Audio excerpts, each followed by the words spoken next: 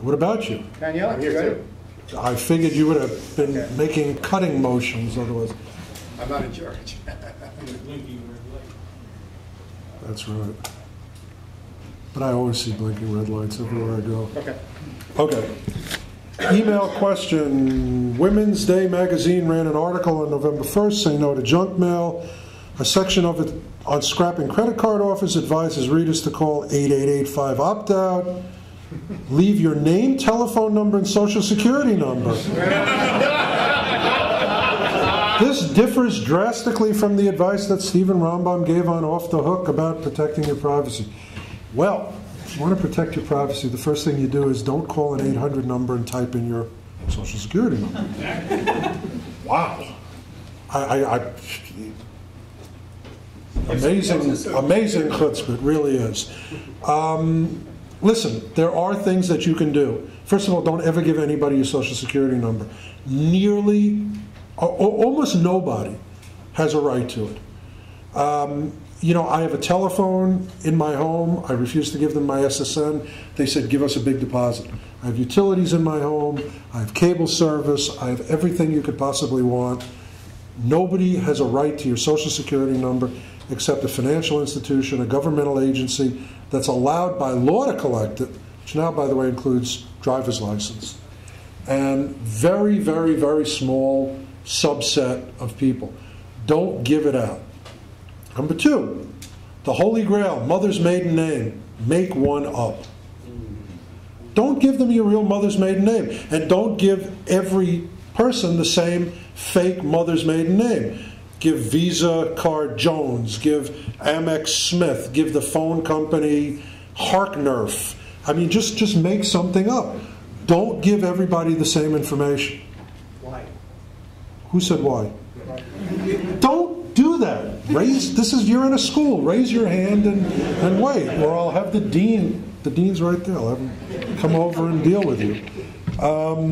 Why? Because first of all, if people get a critical piece of data from one location, they will use it to link to everything else.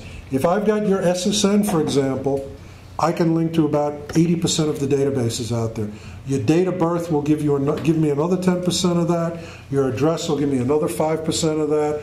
And then if I'm a bad guy and I'm a data pirate, or what these weasels call themselves, info broker, if I've got your mother's maiden name, I have access to all the stuff like your cell phone records, which, I mean, probably you didn't even set up change the password on your web account. Did you? Uh-oh. What web account? Every telephone, every cell phone now, you can get your bill, including specific detail, on the internet. That's how about 75% of these cell phone bills are gotten by info brokers. People go to the website, put in your information, which they've gathered because you've made it available everywhere, and since you haven't changed the password, since you didn't even know there was a website, they suck down your last 6 months of your bills. And they know everybody you've talked to, everywhere you've been at the time, so on and so forth. Yes, change default passwords. That's another one. I'm working my way this way. With all the tracking, there's talk in the press. I think it's true that they're going to put RFIDs in passports, and now you'll be able to be picked out of the crowd anywhere you are if they could read your RFID. I think they are, and that's going to be actually pretty dangerous, because imagine I'm Osama bin Rambam and I'm walking around with an RFID reader. It's like Canadian, American, grab him. And that's really how it'll work. It's a remarkably stupid idea brought to you by Department of Homeland Security. What can I say? Okay. Would it help to wrap your passport in foil? It would help to wrap your whole body in foil in most places. I'm not going to recommend the tinfoil hat for you. The easy pass bag. Don't take your passport with you out of your hotel when you go overseas. Check in, put it in a safe. You should do that anyway. It's a pain in the ass if you lose your passport while you're overseas. Have a photocopy of it with you. Huh? Why are you walking around with your passport? You got to go to Canada now with your passport, right? Bermuda? Okay, you know what? When you go to Canada, take your passport. Okay, that was a scary question. Next. Recently, I had my car stolen by a joyride, and my wallet, so my insurance was in it, and You are screwed beyond belief. and so my social security is in there. I want to comment on that. Also, to follow up on that, which is I heard Jeremy Muir, who's an artificial intelligence researcher at MIT. Yep. He said that in the 21st century, he kind of envisions life being like it is in Holland, where everything's just kind of out in the open, and nobody really gives a crap what goes on.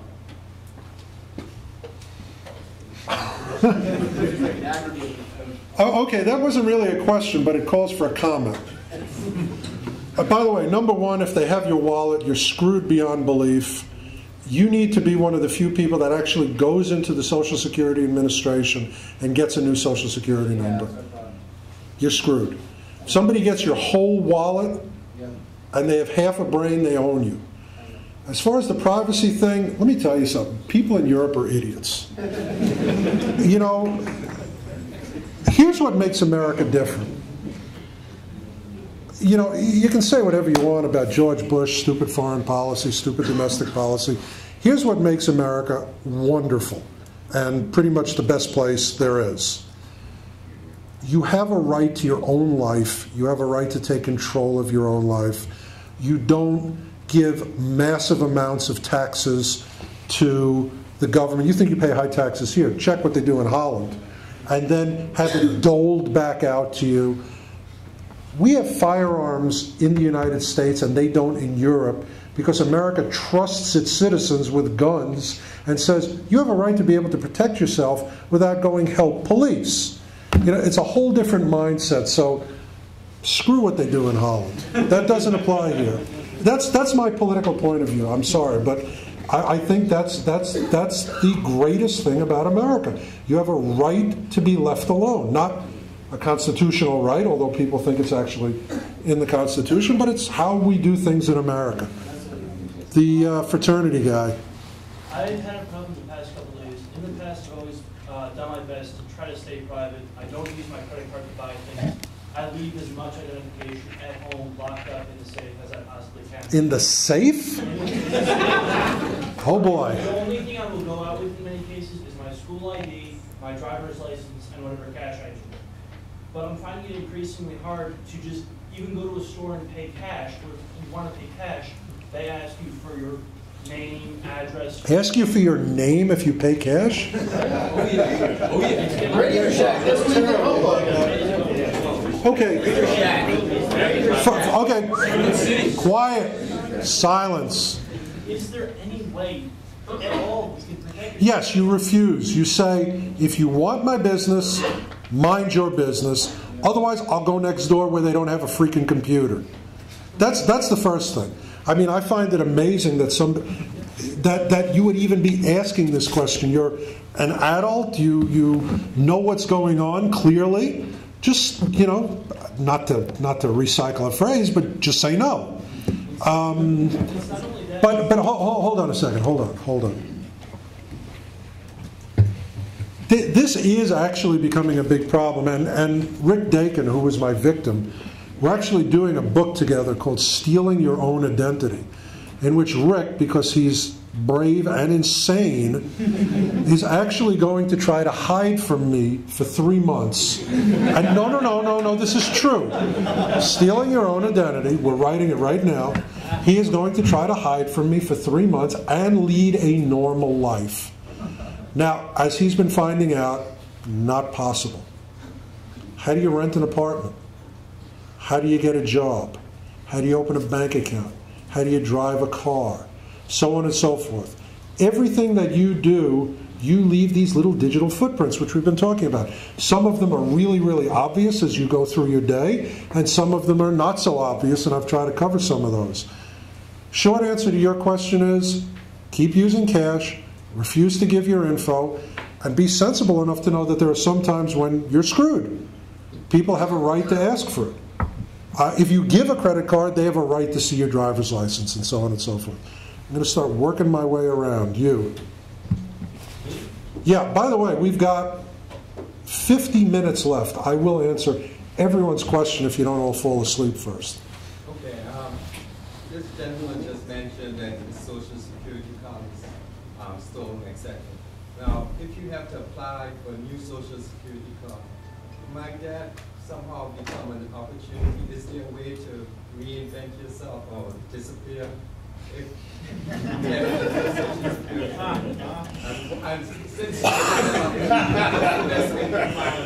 First, let me make the observation that there's a guy with a foreign accent asking me how to get a Social Security number. We will be checking you on the way out.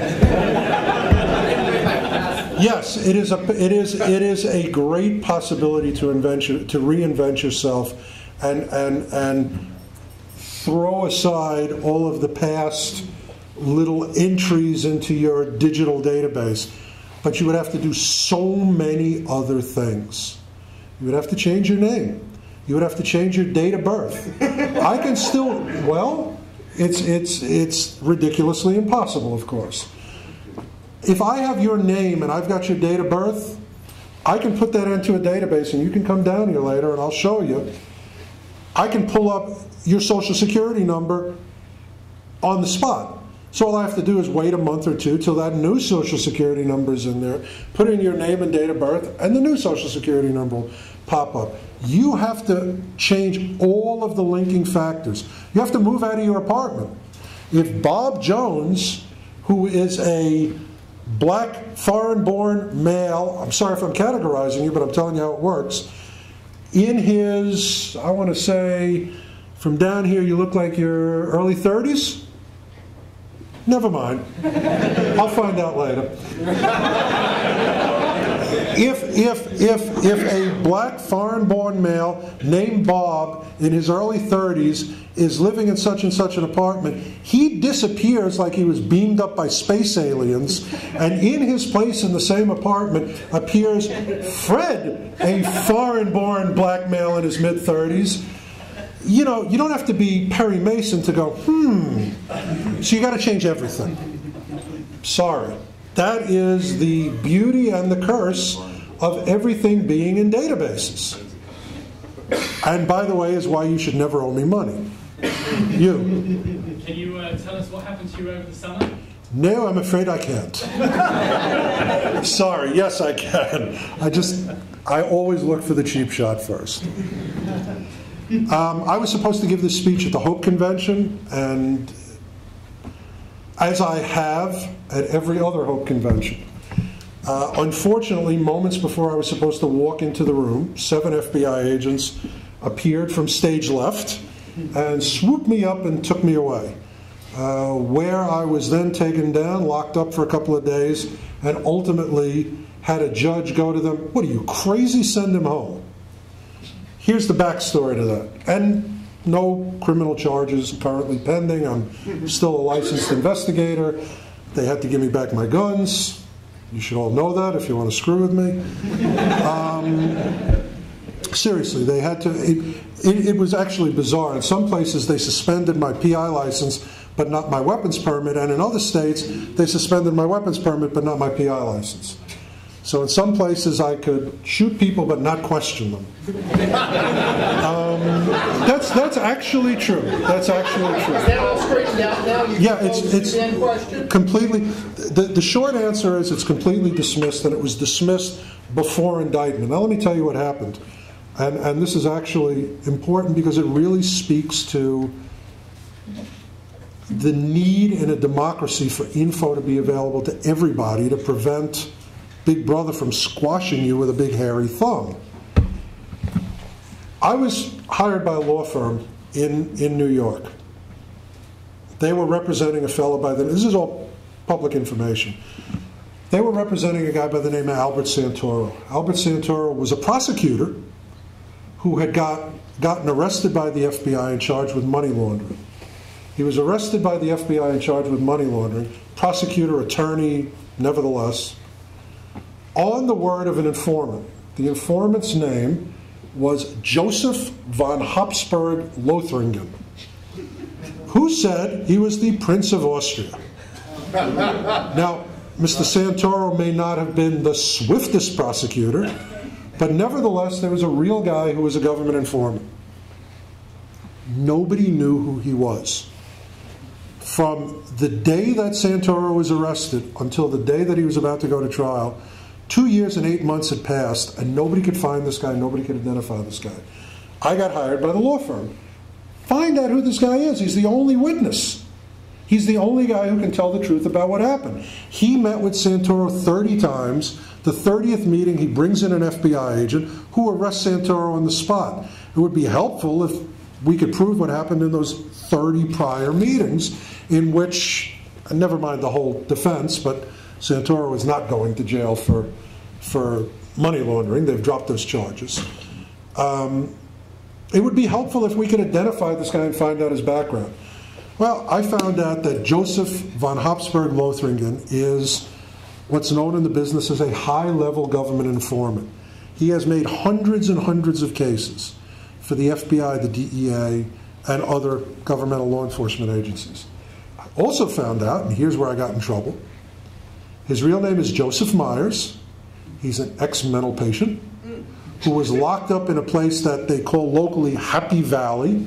It's called Green Valley in Birmingham, Michigan.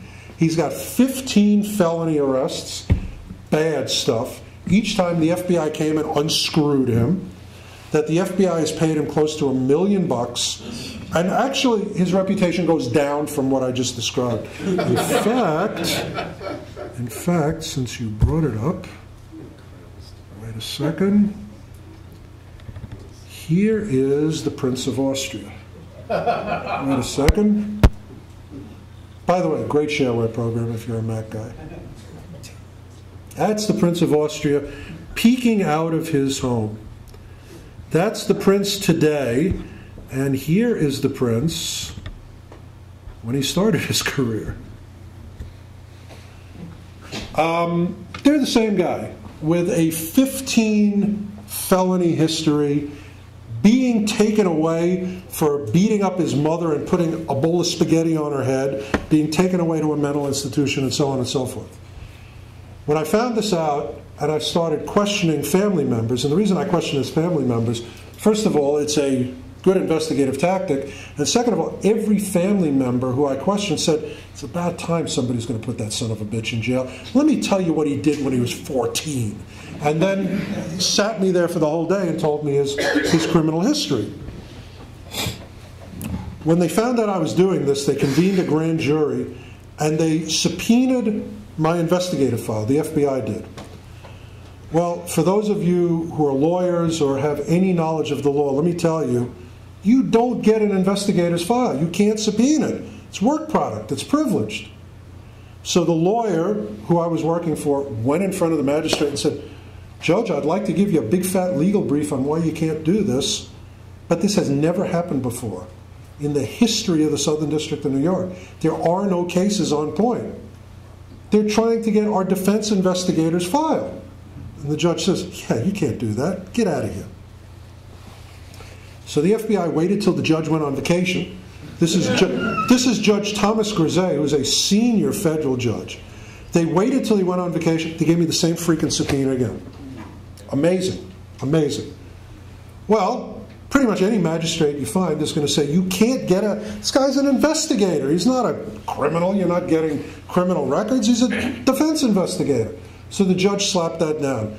2 weeks after they slapped it down, they try to make a point. I had been visiting his family members, so help me God, this is true. They sent 2 federal agents to visit my mother. Dirty, dirty, dirty.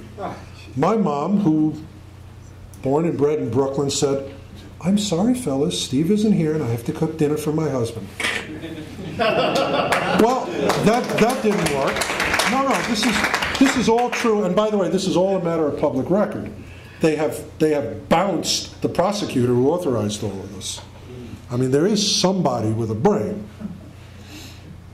Well, a couple of days after that, they figured they would make their point, so they found a place where I would be speaking to 1,100 people, and they came in, 7 guys with raid jackets, and took me out of there. Now, in the federal system, you're arrested, and then they have to indict you. You have to be indicted. The case has to go in front of a grand jury. Well, 1 hour before the grand jury deadline, and if you don't indict the guy, you have to, goodbye, you're done. Well, 1 hour before in New York, they decided, we're going to not charge Mr. Rambam. So all charges dropped. 3 weeks later, they have me charged again from California. The exact same complaint. Word for word, all they did was change the FBI agent's name. And again, 1 hour before they were supposed to indict me, they dropped the charges. So I probably have a Guinness Book of World's record, arrested most times without indictment in 1 month or something like that. The point was they were trying to tie me up and create a situation where I couldn't investigate. And they succeeded. When adult authority came in and said, no, you can't do this, the prosecutor was booted out. Santoro was given a deal. He's not going to jail. All charges against me were dropped. My licenses were restored. And we are filing a $100 million lawsuit against the FBI. No, don't. You know what? If you're applauding because I'm not going to jail, I agree. If you're applauding because somehow I'm spanking the FBI, I got to tell you, I'm an investigator. These guys are my colleagues. This was a very disturbing yet enlightening moment in my professional career. They were spanking you. Huh? They were spanking you. Yeah. But, maybe I like being spanked. No. I always go for the cheap shot. Okay. And by the way, I'm more of a spanker than a spankee because I see your eyes are lighting up a little bit. Okay, very unprofessional. Let's have some good questions. Yes, I know you maybe don't, you said you didn't want to express political opinions, but I was wondering whether, in the case of internet vendors that, like Amazon, that sell your data or whatever, do you think that there, there's a cliche, there ought to be a law against it? Phenomenal question. Okay. I'll repeat his question. His question is, even though I said I don't want to express an opinion, how do I feel about outfits like Amazon.com gathering all of this personal information about you and then remarketing it? Okay, here's why I have a problem with it.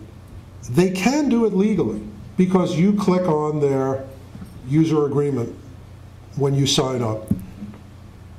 These user agreements are an impossibility to monitor. You have to be an attorney for 20 years and be willing to litigate to use Amazon and not have your privacy invaded. What I think is the problem is that most of this goes on under the radar. I mean, you're like a deer in the headlights. You have no idea what's going on.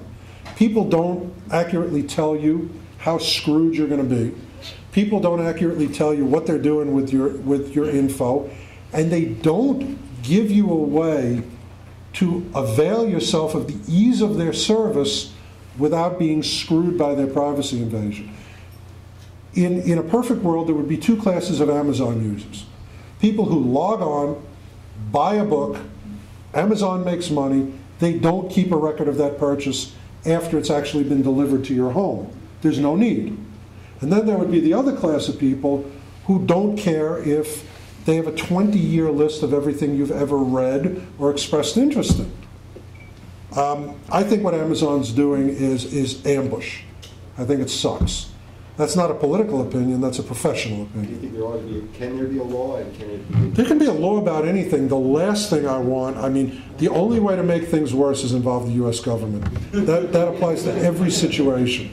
I think that there has to be a consumer-driven movement where you gravitate towards the people that don't warehouse your personal info. Or, you know what?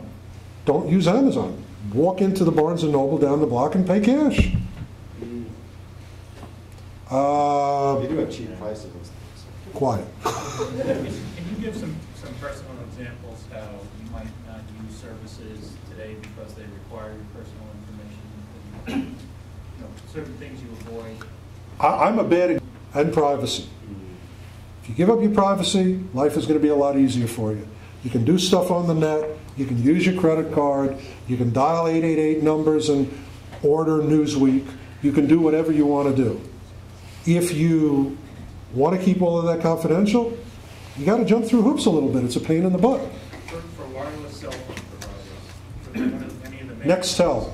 Nextel is the biggest pain in the butt. They don't play with anybody. They don't give out their subscriber info. Can you get Verizon wireless service without giving your SSN?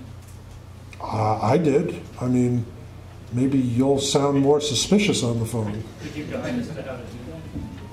You go to your local Verizon and open an account, and then once you have an account, you select all the add-ons. They don't re-ask you for your SSN once you have a Verizon account. Get it first. You refuse. They have no legal right to your Social Security number. In my case, they asked me for a $1,200 cash deposit. I said, no problem. Do you think the Patriot Act hurts the privacy of most terrorists or people who aren't terrorists who are using white crimes? Question is Patriot Act versus privacy and benefits, correct? I am unaware of any single instance in the United States where somebody was caught and prosecuted as a result of information that would have not been available had there not been a Privacy Act, Patriot Act. I am not aware of a single arrest, not one. Now, I got to tell you, I'm very happy to say the U.S. government doesn't give me a daily briefing. But by now, we would have heard something. And with everybody bitching about the Patriot Act, they would have trotted out a really good example. Tell me one. There is none. You know, everyone's talking about, oh, we have to have the right to download telephone databases so we can do data mining and see who talks to who. You can do that right now. You get a warrant, you go to the phone company, and you say, give me everybody who's been talking to Ahmed in the past 3 months. And they do it. In fact, the NYPD, which does not use Patriot Act provisions, if they know that somebody made a phone call from a payphone, they can get every incoming and outgoing call. Patriot Act is just, in my opinion, a professional investigative opinion, it's an absolute scamola. Absolutely. There is not a single bit of information that you can get under the Patriot Act that you can't get without it under federal laws that existed prior to 2000, 9/11, 2001. Now, I'll tell you something. What's changed is sharing of information among governmental agencies, which is also an assault on your privacy, but it's one that's justified. That example I put up on the screen regarding the hijackers is an excellent example of that. But as far as giving the government additional snooping ability, they've got the maximum they've ever needed and will ever use. I got to take him. He's the big boss. Hardly. I'm a visitor. If you were going to be able to write the rules, how would you solve the government's problem in terms of the quality of passport as being real? Oh my gosh! gosh! The comment that you were given, and you asked this guy why he carried his passport around. In Europe, they have identity cards. We walk around with credit cards. Last one. It was a great question, though. The question is, what would I do to make the U.S. passport a less easily, bogusly obtained document? Short of us carrying ID cards. First of all, I am all for carrying ID cards. Really? Let me tell you why. If you think for a nanosecond that there's any difference between between a national ID card, like in Soviet Russia, Nazi Germany, if you think there's a single difference between that and your driver's license, wrong, wrong, wrong.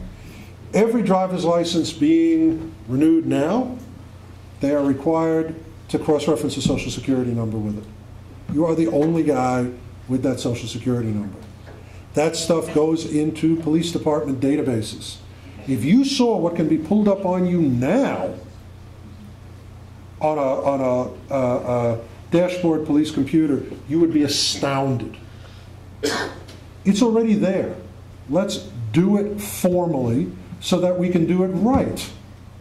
If I want a false identity, I can take a driver's license from, I can take a birth certificate from some little town in New York, go down to Louisiana, using a motel address that I'm in because they have a 48-hour residency rule, give them the motel address and the birth certificate, and walk away with a driver's license. And by the way, half of the foreign documents that are coming in, like these consular cards from Mexico and, oh my God, Palestinian passports, passports from Belarus.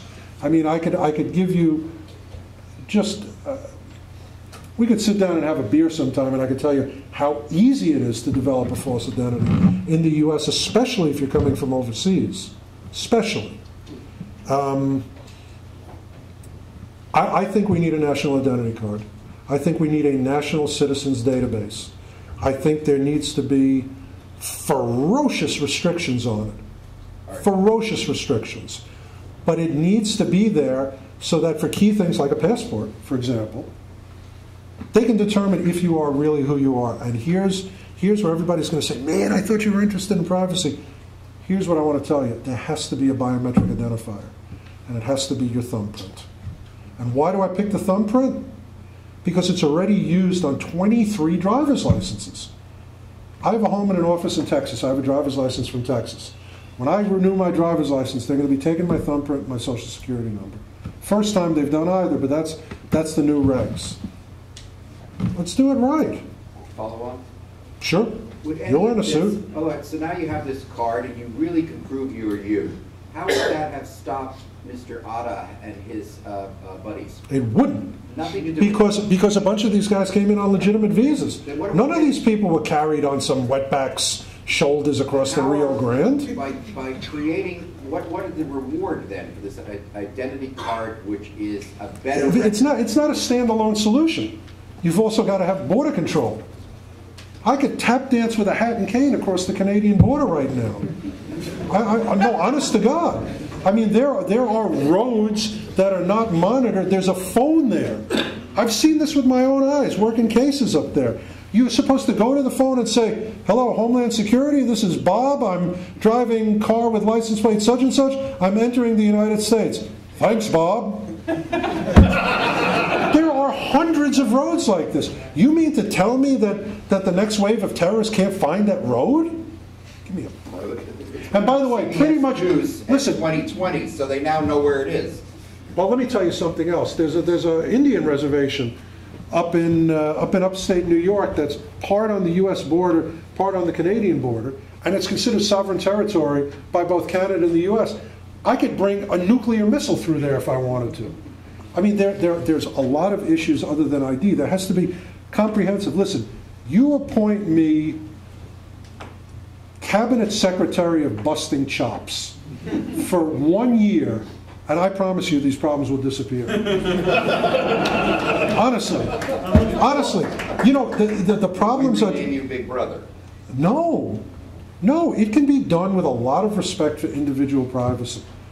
Let's not be deceptive. A national identity card already exists. It's your driver's license and your social security number. Border problems, listen, you're right. Mike Wallace, 88-year-old Mike Wallace with his aluminum walker got across the border from Canada. I mean, everybody knows what the problems are. Everybody knows what the solutions are. And you've got just an endless supply of weenies that are entering the U.S. Congress and doing nothing about it. I mean, every problem that you're aware of, you're an educated, common sense guy who's been in the business community for 40 years. If somebody put you in charge of closing the border, could you? Probably. With the hat. To make comment on the gentleman in the white shirt's question, I walked into Virgin Mobile at 42nd Street, gave the name of Yelena, and walked out with a prepaid cell phone that was relatively cheap rates. Well, prepaid cell phones, you can give any name you want. That's right. Yeah. Which actually leads into a two-part question.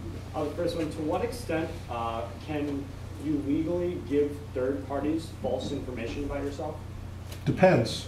If you're applying for a benefit, for credit, you can't. It's a crime. But if you have a prepaid card where you know they're going to cut you off when the amount of money on the card runs out, who you hurting?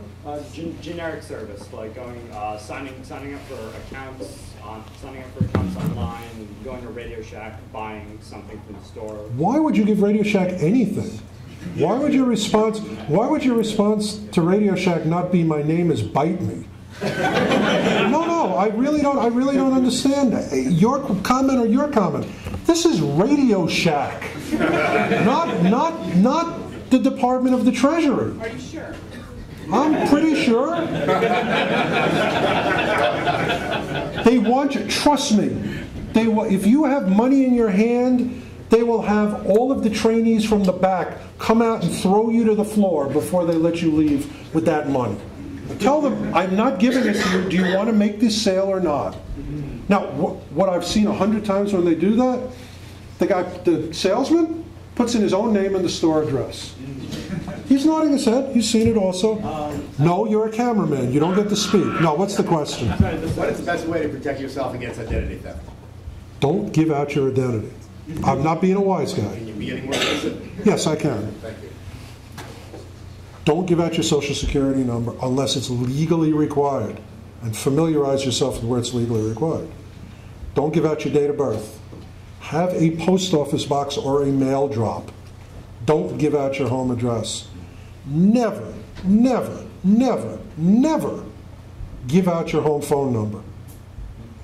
If you must call 800 numbers, and people who you know will be putting you into that big database, I mean, Skype, Vonage, have an IP number that traces to nowhere.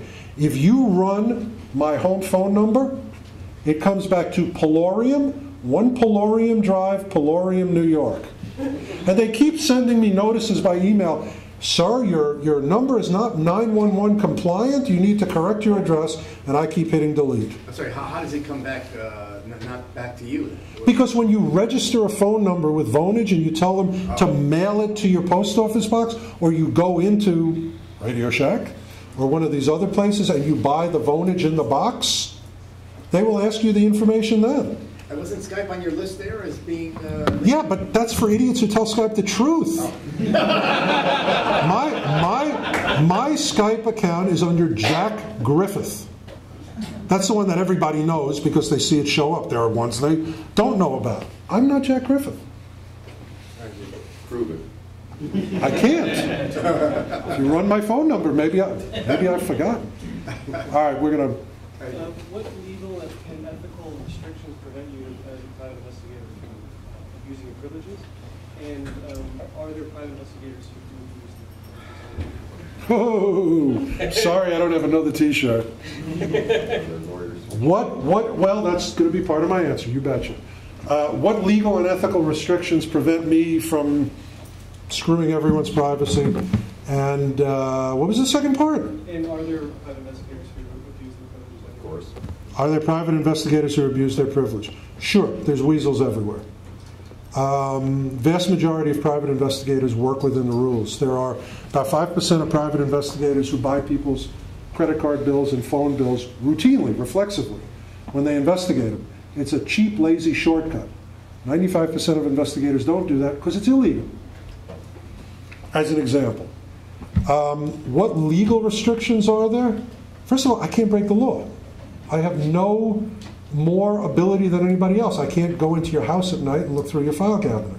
I can't tap your phone. I can't obtain records that I don't have a legal right to access.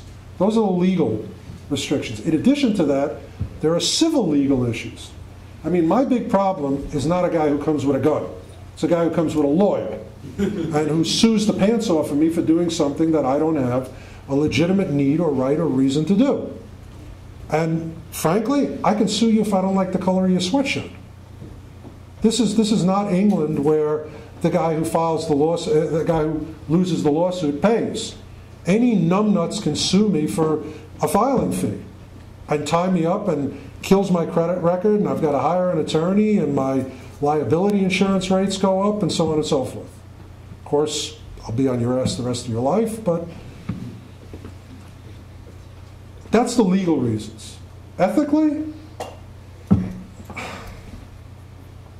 most people who go into private investigation are not Thomas Magnum or Monk.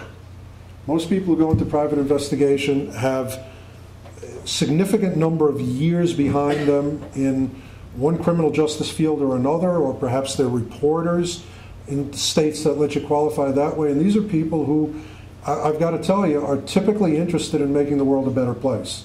And that's why they're in that field. I don't know of a single private investigator I've worked with when I've come to them with a pro bono issues said, screw you, pay me. Most private investigators are pretty darn ethical people. Frankly, and I'm not saying this because of my personal circumstances, I've seen more problems with sworn law enforcement officers who get lazy than private investigators. And I'll tell you something else. There's a big problem for law enforcement officers when they go private, because they don't have that badge anymore. They can't say, I'm Detective Jones, answer these questions. They have to come in and be inventive and be smart and get the information. And it's a big learning curve and it's a big adjustment. The cops that were lazy and behaved improperly lose their licenses within the first year. In the state of Texas, for example, where it's very, very easy to become a law enforcement officer, and it's not so easy to survive as a private investigator, 1/3 of PIs give up their licenses every year. 1/3 of the industry goes out of business every year. I've been licensed in Texas for 22 years. When I go in there with my low license number, people think it's a typo, honestly. So the summary of what I want to say is there are plenty of laws preventing it. There are lawyers salivating at the opportunity to sue somebody with a multi-million-dollar liability policy, and most PIs are pretty good guys. Not a technology question, however. Getting back to what you were saying about never give out your social security number. Unless you're legally required. Right, and you know, last night on the radio show you mentioned specifically don't do it to someone who you want to get credit from. What are the chances of someone giving you, say, a credit card if you don't give them a social security number? And just related to that, try it and find out. Are you not now legally required? Try it and find out. And if for some, I didn't have a problem with my last credit card. Are you not? I just put in all zeros. But isn't that lying? No, no. I put in all zeros, and I wrote next to it in parentheses, will not give out social security number. You know what? They sent me a credit card. Are they not also required to get your home? Get a linked credit card. That's a Patriot Act law, and yes, they're legally required to do it. I didn't give it. I skated by. I gave my post office box, but it's because my post office box has been the address on my credit report for 27 years, the same post office box. I was a young little paranoid guy. No, that's true. As soon as I turned 18, I got a post office box. You know what? Back there somewhere. The guy hiding behind the iBook. No, you. Don't be shy. You had your hand up. I know that a lot of websites, somewhere hidden in their privacy agreement, they tell you that you don't actually have privacy. But what about some websites at least trying to give you the semblance of it? Like, I know Facebook has an entire security thing. Ridiculous. Come on, is there anybody in here that doesn't know how to game Facebook? And do you not believe that there's not a zillion bots running rampant around Facebook? Sucking the information to some place where not only have you not signed their privacy policy, you don't know they exist.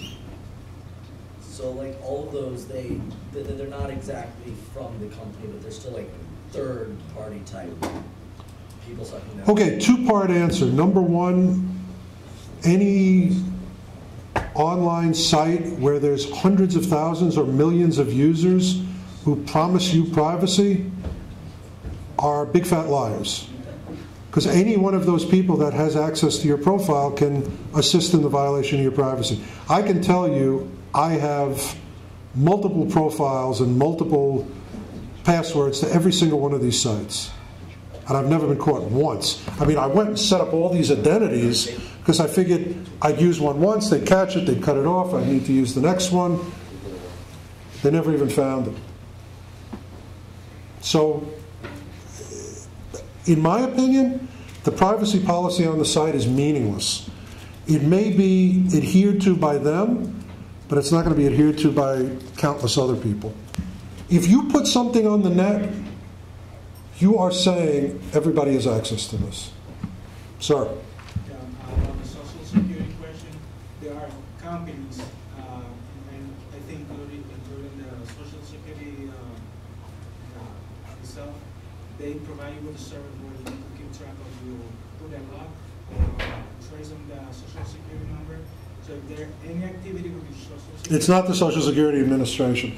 They're private credit monitoring services, and what those services do is the minute somebody applies for any credit or any benefit that goes into the system using your SSN, they shoot you an email and a letter and whatever. It's absolutely not the Social Security Administration. things regarding the IP, the software that acts as proxy server that will give you an IP from other countries. Yep. Use that, or you could just simply get a dial-up modem and. God, don't use dial-up. I mean, for people that want to be anonymous, they can still do that. well, first of all, a dial-up modem isn't going to help you because, you know, a Verizon DSL line that constantly cycles through the IP pool is going to accomplish the same thing. I mean, how you connect to that service is the big issue. Now, if you're in an area where there's free Wi-Fi, I mean, Philadelphia is going to be a huge friend to privacy because the city of Philadelphia is setting up free Wi-Fi citywide. So you're going to be able to open your laptop or open your computer without identifying yourself to that connection point and connect to the internet.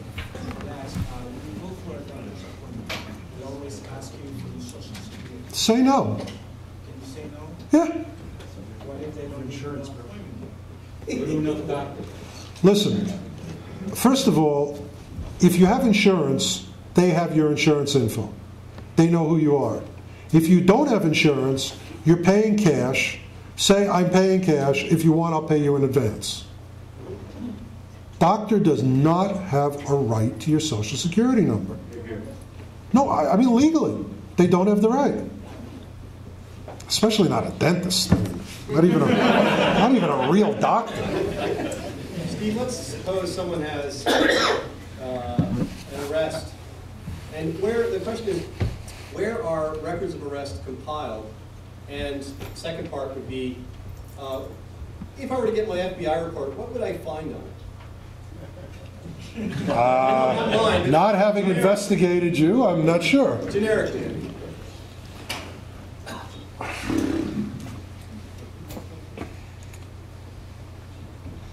You got almost 10 years ago when I requested my FBI file, I got thousands of pages of black lines. Got nothing. Now, I would probably get a note from the FBI director saying, Steve, do you really want to waste your time? They don't have to give you anything. They can cut out, and I mean, and by the way, this is not a bad thing. It's abused, but they have the right to say, we want to protect confidential sources. We want to protect, I believe the phrase is methods and means, basically how they found out you were a criminal in the first place, and so on and so on. They can pretty well black out whatever you want. The FBI file, it's hit or miss. Now, by the way, there's a whole appeal process. If you're really serious about getting your FBI file, get a FOIA lawyer, somebody who specializes in Freedom of Information Act litigation. These guys are known to the Department of Justice. And they will, from the get-go, give you more stuff in the hope you won't screw with them with an appeal. Now, file the appeal anyway, and you'll get more stuff. If you really, really need it, you got to file a lawsuit. That's the the FOIA question. What was the first The part? first one was who all keeps records of arrests? Everybody. Yeah, everybody. First of all, they're public record. Yeah. My arrest, my federal arrest, anybody with an access to PACER, which is the federal system, which you can pay for a password, for 7 cents, that's what they charge, no, it's 8 cents now. For 8 cents a page, for 8 cents, they'll be able to put in my name, just my name, and it'll pop up, arrested, dismissed, arrested, dismissed. In fact, to get my PI license back, I had to actually print out that page and hand it in. Not that I couldn't have gone to, Word and typed something up, but criminal records are public record. They are accessible. Now, first of all, when you say criminal records, first of all, there's a police report, which in some places is public record, some places isn't. Then you're talking about the actual processing report, which is the mugshot, the fingerprints, all of that. That stuff typically is not available, except in the context of a lawsuit where you get a specific court order. Then, here's the stuff that's always public record. The arrest, the date, the index number, and the disposition, whether you were convicted or not.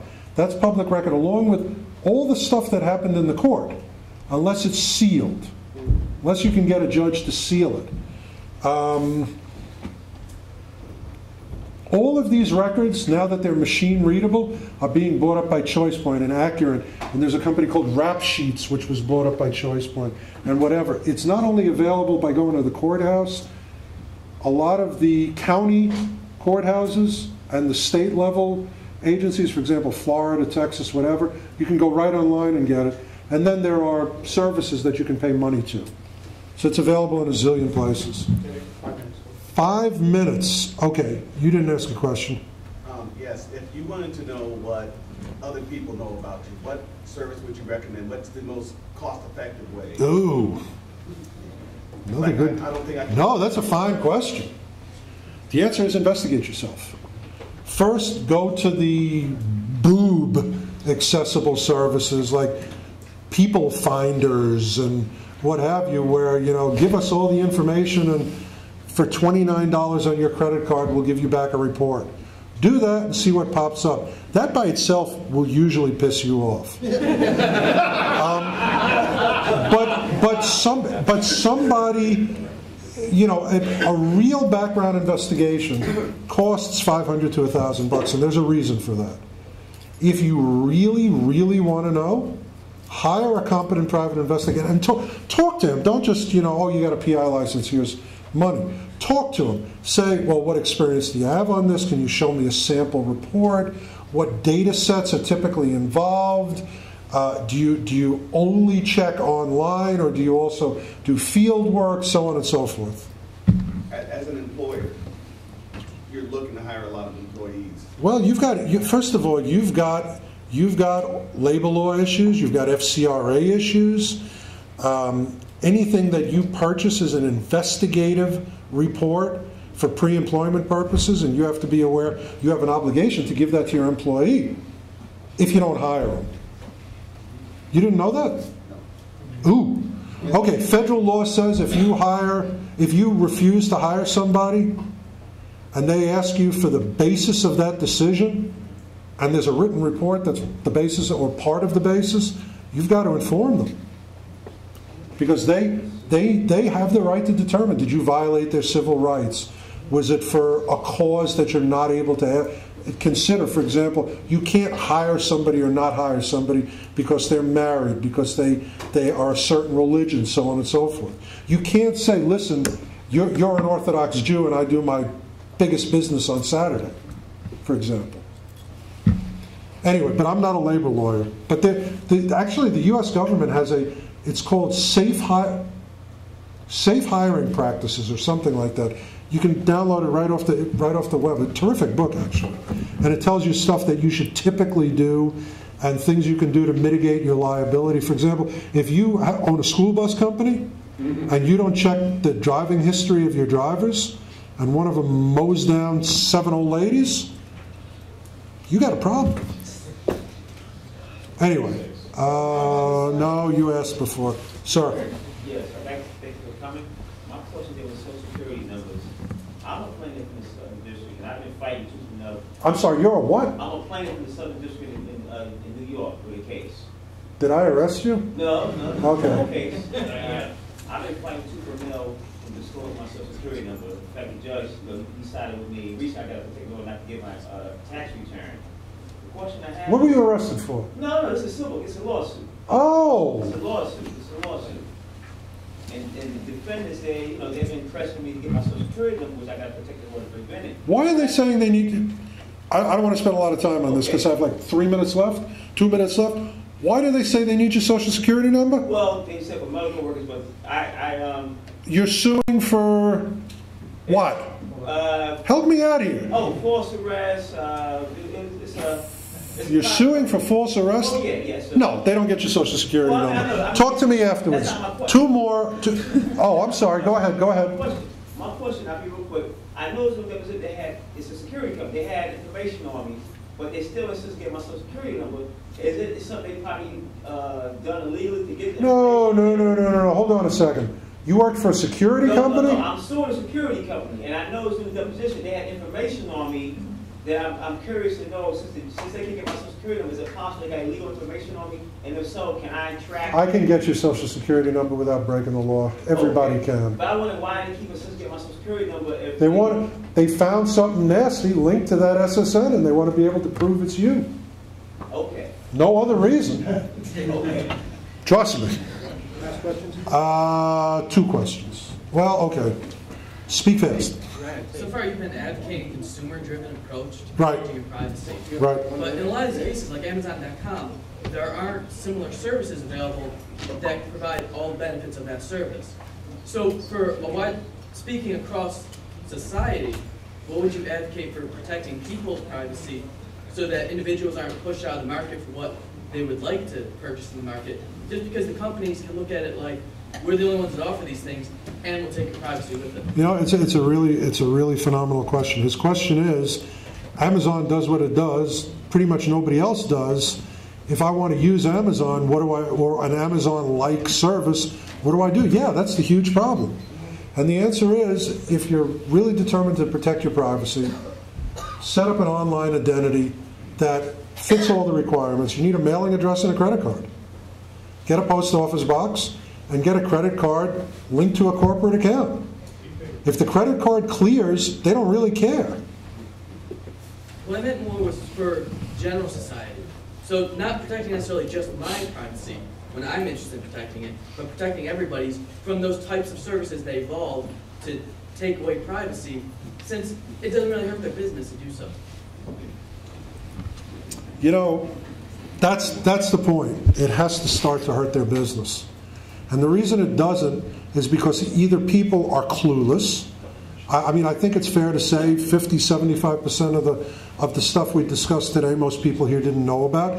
And you are terrifically educated people and inquisitive, and you didn't know about it. Imagine the average numb and dumb person. So first of all, is making the public aware, and second of all, changing the public attitude that, well, it's out there, I can't do anything about it. I mean, there has to be a penalty for you gathering information on me that I don't want you to have. One free market solution would be to start businesses that don't capture this information. I mean, And at some point, you will create a market. Give him a for exactly that kind of company. And a perfect example is I've started a company where we give you a telephone number and an email address and a fax number, and we destroy everything. I'm the business. Now, well, you can't. It's for investigators and law enforcement. But it's an example. I don't want, a pedophile or a stalker to be using my service. Not that I'm saying you're on it. One more question. One more? Okay, one more. Oh, jeez. Okay. Ma'am, did you raise your hand? No, you didn't? Okay. All right, the guy hiding back there, you. You forgot about us, so it's a 3-part question. Oh, no. Okay. Only the first part's going to be answered, though. Come on. Okay, in your case, isn't the Southern District supposed to, they have 3 days to give you a complaint and then 30 days to give you... They gave me a complaint in my hand while they were still active. Don't they have 30 days to indict you? Yeah. Once they give you a complaint? Yes. and they dismissed in each case right before the indictment. They basically tied me up so my license was suspended for 30 days and then dropped the charges the morning that they were supposed to indict me. This is not the question I wanted to end on. And then they recharged me in California and did the same thing. So they managed to tie me up for 60 days. I got to take one more question. I hated that question. We got to change tape. Okay, one more quick question. We're going to run out of tape. Well, sir, cell phone tracing in real time. What if the cell phone is shut off? You said you can still do it. No, not if it's shut off. Okay. I can trace you through other means. That's it. God bless.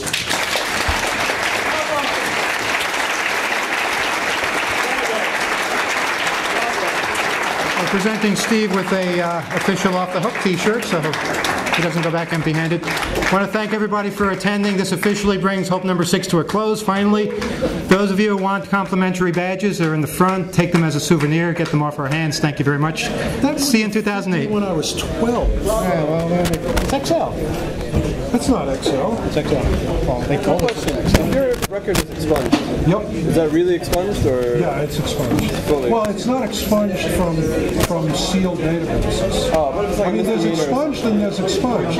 I mean, typically it has a legal meaning, like you're able to say, not just I've never been convicted, you're allowed to say I've never been arrested.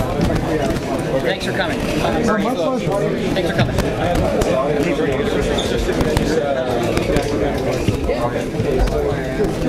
Take out a business credit card. In the U.S., that's how you do it. Overseas.